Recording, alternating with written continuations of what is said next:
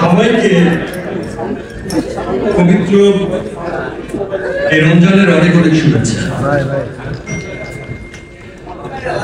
এই রমজান আমাদের সকলের জীবনে বয়ে আনুক অনেক শান্তি, অনেক সমৃদ্ধি। এই রমজান বয়ে আনুক আমাদের দেশের জন্য অনেক সমৃদ্ধি, দেশের শান্তি সমৃদ্ধি। সেই শুভকামনাই, সেই দোয়াই আমরা সকলেই করছি, আমরা সকলেই করি।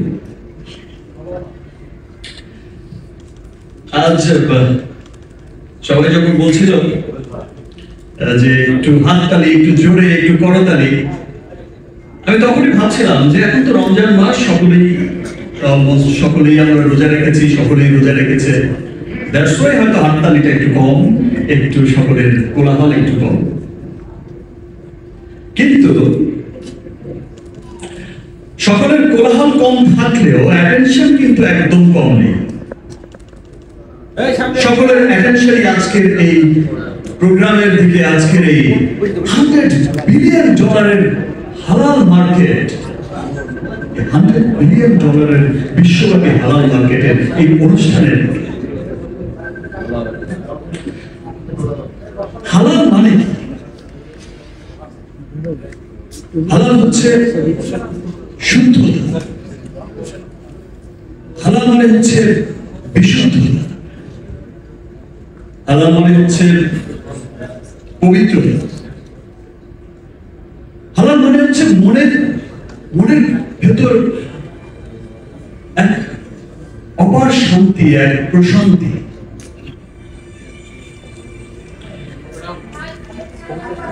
আমরা আমাদের ধর্ম অনুযায়ী আমরা মুসলমান,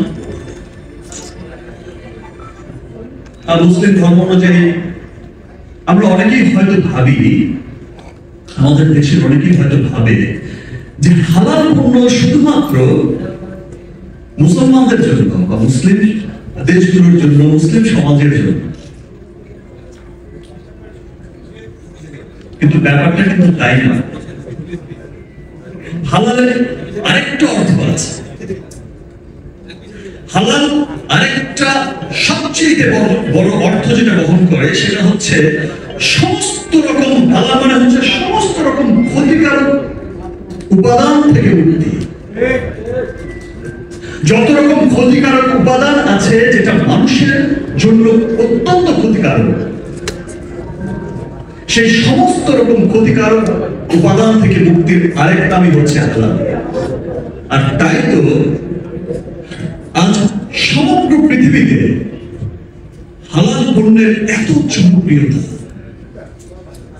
আমরা বিএসটিআই রেবিকা ম্যাডামের কাছ থেকে যেটা আপনারা সকলেই দেখলেন, জানলেন, শুনলেন, যে হালাল পণ্য শুধু আমাদের মুসলিম দেশগুলোর মধ্যে সীমাবদ্ধ নয়। হালাল পণ্য শুধু আমরা মুসলিমরাই ব্যবহার করি না, হালাল পণ্য সমস্ত পৃথিবীতে যত অমুসলিম দেশ আছে, যত জাতি, ধর্ম, বর্ণ নির্বিশেষে সমস্ত মানুষের কাছে এখন জনপ্রিয়, সবচেয়ে জনপ্রিয় পণ্য হচ্ছে হালাল পণ্য। কারণ হচ্ছে হালাল পণ্য, আমি আগেই বলেছি যে হালাল পণ্য সমস্ত ক্ষতিকারক উপাদান থেকে মুক্ত একটি পণ্য। মানুষের জন্য যা ক্ষতিকারক সেই সমস্ত কিছু থেকে মুক্ত পণ্য হচ্ছে হালাল পণ্য। আর তাই তো সমস্ত মানুষ, সমস্ত ধর্ম, বর্ণ, ধর্ম নির্বিশেষে সমস্ত মানুষের কাছে জনপ্রিয় হয়ে উঠেছে হালাল পণ্য। কারণ একটি হালাল পণ্য তৈরি হয়, দেখেন যে অন্যান্য পণ্যের ক্ষেত্রে হয়তো অনেক সহজ হয়ে যায় সার্টিফিকেট পাওয়া, একটা বিশুদ্ধতা পরিশুদ্ধতা থাকলেই হয়।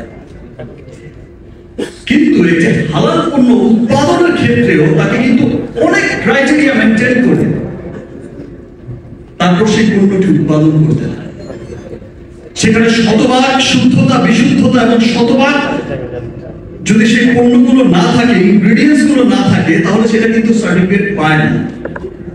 সেটা আমাদের বিএসটি এর ম্যাডামও বলেছেন যে কতটা শুদ্ধতার মধ্য দিয়ে আমাদের রিমার্ককে সে হালাল সার্টিফিকেট পেতে হয়েছে।